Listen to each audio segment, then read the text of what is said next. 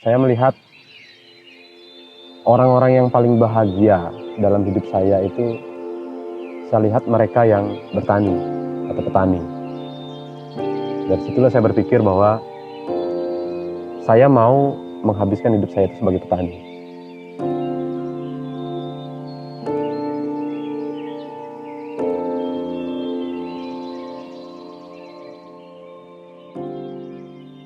Kalau orang-orang lebih mengenal saya sebagai pembuat film, belum banyak yang tahu saya adalah petani.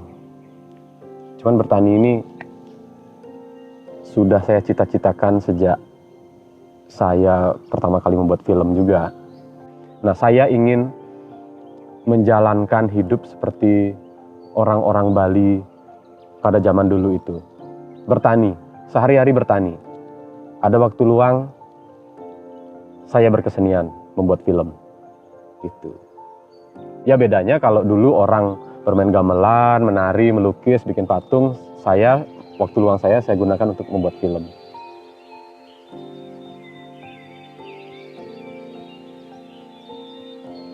Konsep awal saya itu, saya mau bikin kebun rempah-rempah. Di awal saya tanam merica, cabai jamu, kemudian kemukus, dan vanili. Di tempat saya pertama kali membuat kebun itu, ternyata lokasinya terlalu teduh. Karena pohon-pohon tetangga itu terlalu rimbun. Yang bagus tumbuh di sana itu hanya vanili. Akhirnya sementara di kebun satu itu yang banyak itu vanili. Nah kemudian beberapa tahun lah, itu 3 tahun yang lalu, kemudian sekitar 1 tahun kemudian banyak sekali pesanan untuk menanam lebih serius vanili. Karena vanili tiba-tiba harganya tinggi sekali. Kemudian termasuk juga teman-teman yang membantu saya, artinya teman-teman yang mau berinvestasi di kebun saya, mereka tuh ingin berinvestasi di vanili. Akhirnya sekarang bisa dikatakan kebun saya itu dikenal dengan kebun vanili. Gitu.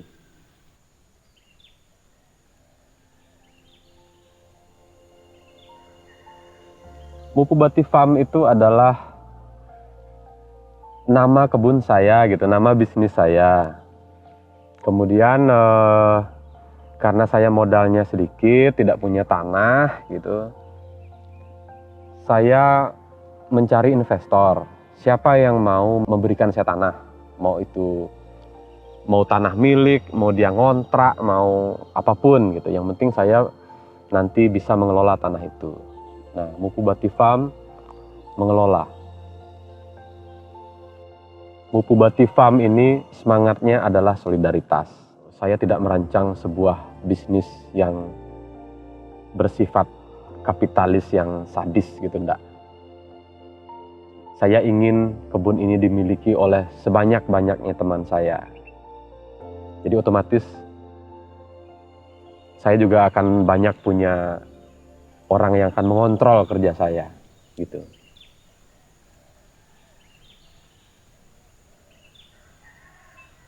Ini adalah tempat untuk membuat pembibitan. Nursery house gitulah. Semua bibit yang saya tanam di kebun itu saya produksi di sini. Ini bibit vanila, ini yang sudah mulai tumbuh. Begitu tumbuh saya bawa ke kebun. Jadi saya sudah siap beberapa tempat untuk ditanemin. Begitu tumbuh kebun. Begitu di sini ada yang tumbuh, saya ambil, saya seleksi, langsung kirim ke kebun. Tanaman-tanaman yang saya tanam itu adalah sudah bisa dikatakan turun-temurun, sudah tumbuh di sini. Gitu. Katakanlah vanili sejak zaman Belanda di sini sudah ditanam. Dan sampai hari ini bertahan, masih ada sisa-sisa vanili yang saya kumpulkan jadi bibit itu adalah memang vanili yang memang tumbuh di sini, tumbuh liar di tepi jurang, di kebun-kebun orang yang sudah nggak terawat gitu. Jadi benar-benar varietas yang menurut saya sudah sangat teruji ketangguhannya tumbuh di tempat ini. Itu. Termasuk juga mice atau lada itu, atau black pepper itu. Dari dulu memang udah ada di sini. Bibitnya itu memang asli di sini, gitu. Setidaknya dari Bali. Karena beberapa saya datangkan dari Karangasem, dari kampung ibu saya. Kemudian ada yang dari Singaraja. Sebagian, akhirnya dalam perkembangan itu saya butuh bibit banyak, saya datangkan dari Jawa. Yang saya lihat memang tidak jauh berbeda jenisnya gitu. Karena memang tanaman-tanaman yang saya tanam ini bukan hasil persilangan, bukan bibit hibrid. Jadi bibit memang yang asli gitu. Vanili itu bisa berkembang biak secara alami, itu vanili itu berkembang biak dengan biji. Tapi kalau bijinya kita tanam, itu untuk menjadi vanili dewasa itu lama. Tapi yang secara umum yang saya tahu, bikin bibit vanili itu dengan cara stek.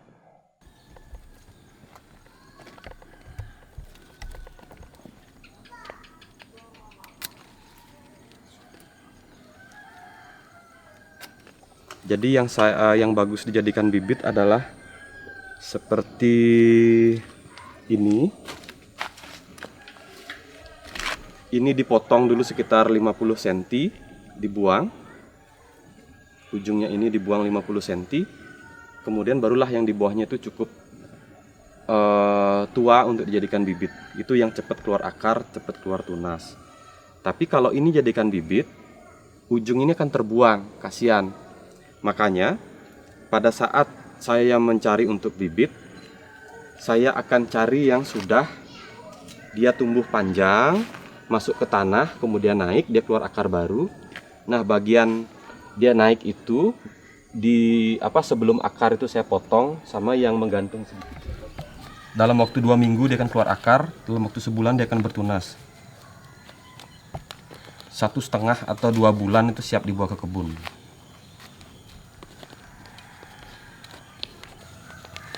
Ini aja. Strawberry juga bisa membantu melembabkan tanah. Ini masih eksperimen, kalau ternyata ini bagus, aku mau semua vaniliku di bawahnya dilembabkan dengan strawberry. Daunnya juga cepat sekali lebat.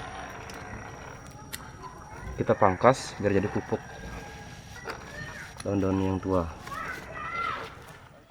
Ups, pintunya rusak. Dekatnya cuma 150 meter. Kita akan ke kebun 1. Kebun pertama yang dimodalin oleh seorang temanku, sekarang dia tinggal di Jakarta.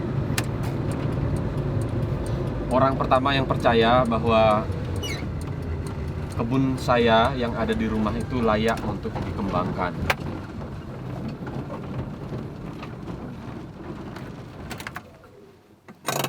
Selamat datang di kebun 1.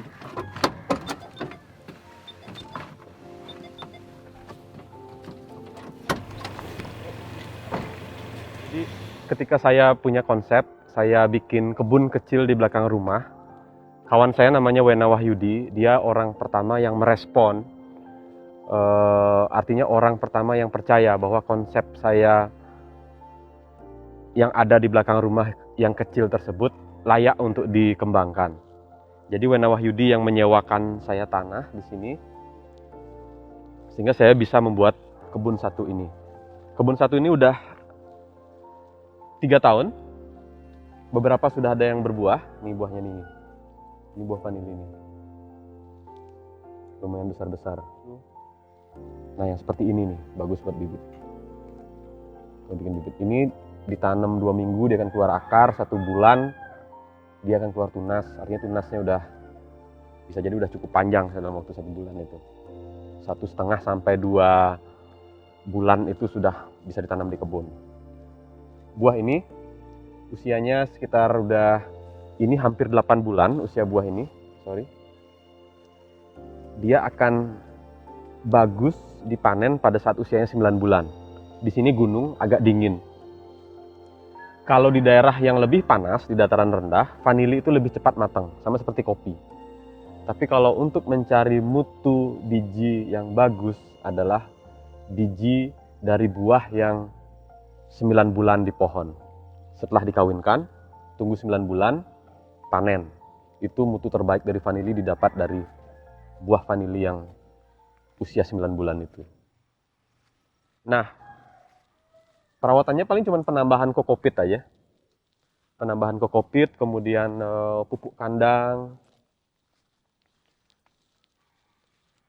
bersihin gulma gitu. Hari ini saya punya 14 kebun. 14 kebun yang apa namanya? Yang sedang saya kelola. Itu giliran ngurusnya. Ini gulmanya udah banyak. Ini paling tidak rencananya sekitar 2 minggu lagi baru saya bersihkan. Kalau bersih itu seperti taman, enak gitu. Tapi kalau udah sebulan aja karena tanahnya subur, cepet banget gulmanya tumbuh.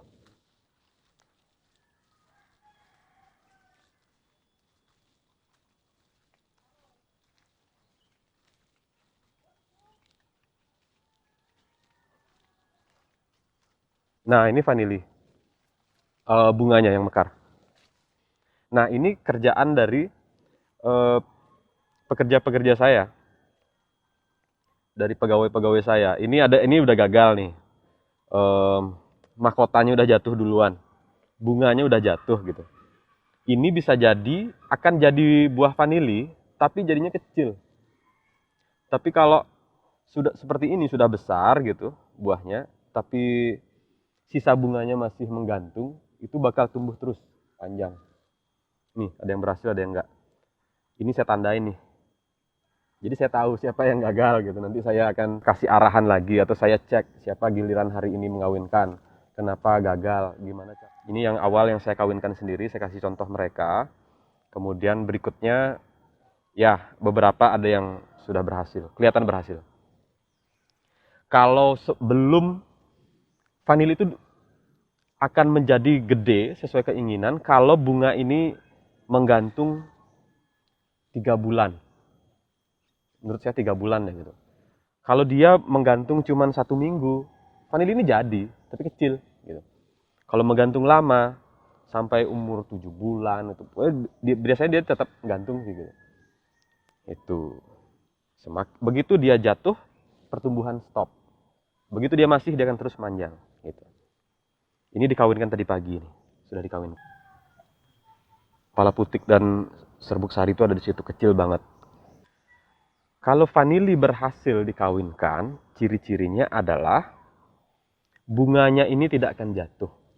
Dia akan layu, kering, sampai mahkotanya lapuk seperti ini. Tinggal batang bunganya aja. Gitu. Tangkai bunganya, ini kan bunga nih. Ini ada tangkainya kan. Tangkainya ini adalah yang akan berkembang menjadi buah. Gitu. Kalau dia bertahan lama seperti ini sudah jadi buah nih. Ini sudah jadi buah nih. Sisa bunganya masih nyangkut. Ini kan tumbuh terus. Selama sisa bunga ini masih menggantung, dia akan tambah panjang. Begitu ini jatuh, dia akan stop. Kalau minggu ini dia jatuh, dia panjangnya cuma segini aja. Tapi kalau 2 bulan lagi dia masih menggantung, dia kan tumbuh terus. Gitu. Ini gagal. Seandainya pun ini menjadi buah, ini akan jadi pendek buahnya. Atau ini akan rontok. Kalau saya, sebelum rontok ini besok akan saya potong. Saya buang. Saya akan prioritaskan 8 sampai 10. Saya akan lihat batangnya, kalau ini kan agak besar nih, agak lumayan bagus. Ini batangnya. Saya berani sisakan 10 buah. Jadi semuanya bakal gede-gede. Kalau batangnya agak kecil, saya sisakan 8 aja. Atau 6 aja. Gitu. Kadang ada batang yang kecil, keluar bunga, saya izinkan dia ngajak buah 6, 8 gitu. Kalau besar, batangnya seperti ini, oke, 8 sampai 10. Dijamin buahnya besar-besar. Saya sudah nanam sekitar mungkin 6.000, 7.000 vanili. Di tiap kebun selalu ada beberapa komoditi. Seperti di sini, vanili saya mix dengan merica, tabiobun gitu. Ada yang saya mix dengan alpukat, ada yang saya mix dengan kelengkeng, dengan pisang, seperti itu. Jadi kalau metode yang seperti ini jaraknya sekitar 2 kali 2 karena diselingi dengan merica.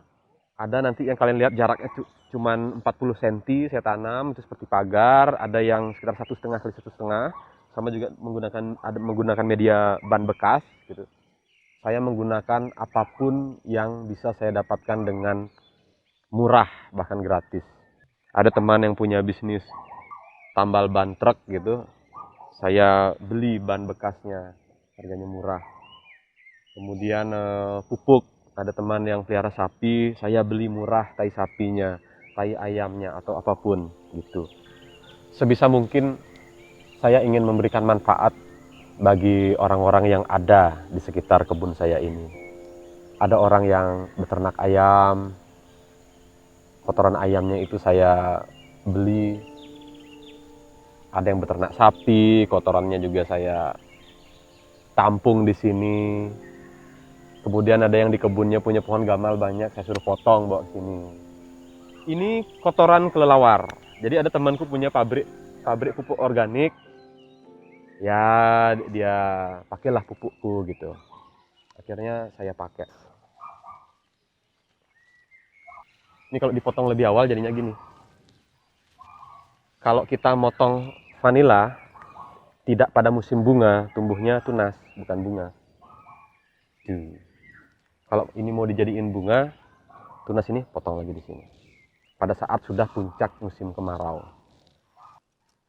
Ini kan udah berakar juga nih. Setiap yang turun, dia masuk ke tanah, dia keluar akar, tong, tek. Ini arahkan ke tanaman tempat dia pegangan, tanaman rambatnya. Ini kan, bawa sini. Diarahkan gitu, nanti dia naik. Ini kita kubur sedikit. Carikan media tanam sini. Kubur tipis aja, dia keluar akar. Ketika kita nanti yakin akarnya udah kuat, udah banyak yang turun, baru kita potong nih. Itu. Akar-akar ini boleh dibersihin. Penyakit yang paling sering nyerang vanili itu busuk batang, busuk daun, pokoknya batang nanti jadi busuk. Yang biasanya ciri-cirinya dia akan busuk batang itu kelihatan dari daunnya kayak gini. Pencegahannya biar nggak sampai batangnya busuk, yang kayak gini tuh mesti dibuang. Ini harus secara kontinu kita buang. Setiap nemuin daun-daun yang terinfeksi kayak gini, ini kita buang. Saya bikin pagar itu masih di wilayah kebun saya. Saya bikin pagar bukan untuk membatasi dengan kebun tetangga, tapi untuk membatasi sampai batas mana kebun vanili. Di luar ini masih tanah saya, wilayah kebun saya, tempat buang sampah, tapi sampah organik semua. Misalkan vanili yang busuk tadi saya buang keluar pagar. Vanili itu adalah tanaman yang sudah teruji beratus tahun ada di Indonesia, beratus tahun ada di Bali. Jadi dia sudah sangat bisa menyesuaikan diri dengan lingkungannya. Maksudnya dengan hama-hama yang ada, dengan cuaca yang ada di sini gitu. Daun gamal ini adalah anti jamur. Musuh yang paling utama dari vanili ini jamur. Batangnya jamuran busuk, daunnya jamuran busuk gitu. Dan ternyata akhirnya saya temukan literatur yang memang menulis bahwa daun gamal ini adalah anti jamur. Makanya saya selalu gunakan pohon gamal sebagai rambatan vanili, jadi peneduh dan juga produsen pupuk.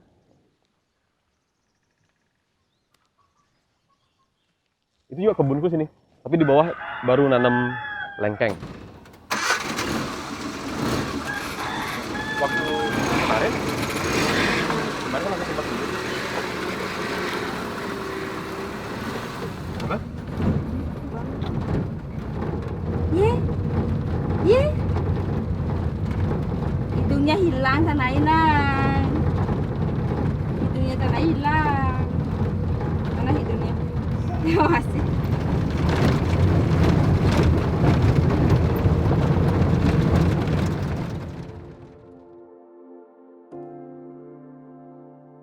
Nah, ini kebun 13 yang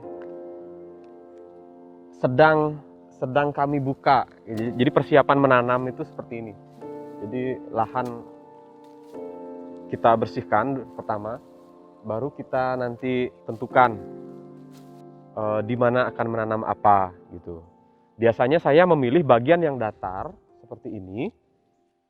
Saya tanamin vanili.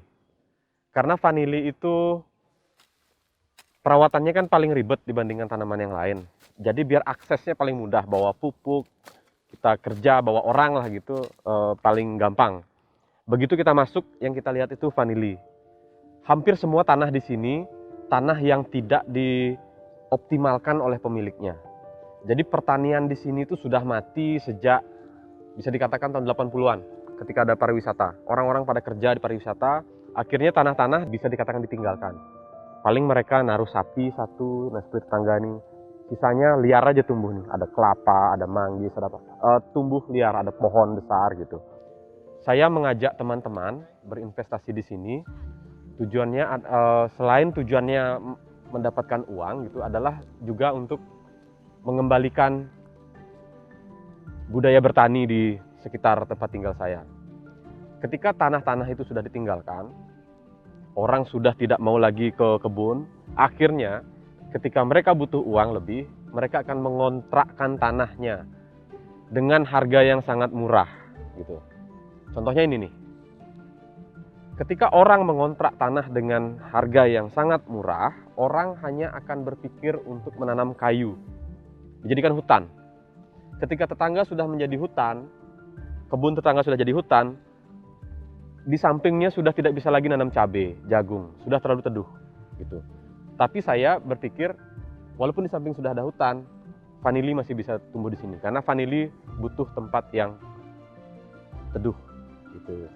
Nah, jadi harapan saya adalah, jadi selain saya mendapatkan keuntungan dengan bertani, saya juga berharap orang-orang juga mau meniru lah gitu. Bahwa tanah-tanah kita ini tanah yang subur. Janganlah semua tanah yang sebelumnya produktif untuk tanaman pangan, semuanya disulap jadi hutan. Aluh ragongai barisan kapulaga tuh. Dan rejengnya yang perlu bagayasa. Tanah ini sama sekali tidak pernah digarap. Bahkan kalau kamu lihat tuh, kalau bro lihat pohon manggis ini pohon manggis tingginya sudah sekitar 4,5 meter. Itu tertutup semak-semak. Nih. Artinya semak-semak tingginya sampai 4,5 meter di tanah ini. Sebelum saya bersihkan. Setelah dibersihkan, pohon manggisnya baru muncul. Saya nggak tahu ada pohon manggis sebelum tanah ini dibersihkan.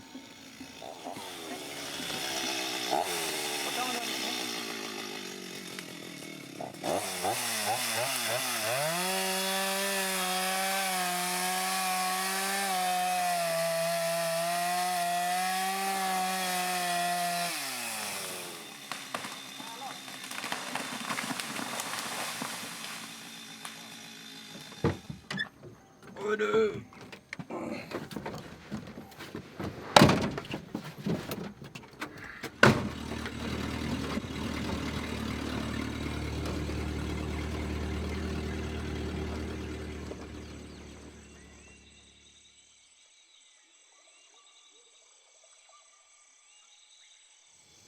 Nanam ubi, nanam jagung, nanam padi gage itu udah nggak mungkin karena sudah teduh. Nah, disitulah saya masuk. Saya mengajak teman-teman investor saya untuk berani mengontrak dengan harga yang lebih tinggi, 2 kali lipat lebih, karena secara kalkulasi bisnis itu sudah sangat masuk.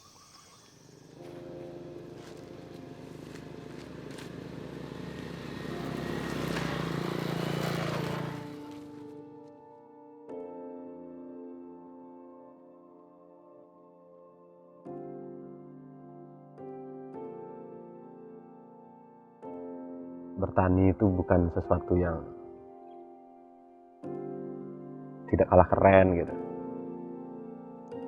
Sekarang kan sudah zaman internet masuk desa. Bisa dikatakan jarak itu sekarang sudah bukanlah sesuatu yang sangat esensial ya. Jadi kita tinggal di desa pun tidak kalah cepat menerima informasi daripada orang yang tinggal di kota gitu. Jangan takut telat menerima tren apa yang sedang hit hari ini. Jadi berpikirlah untuk tinggal di desa.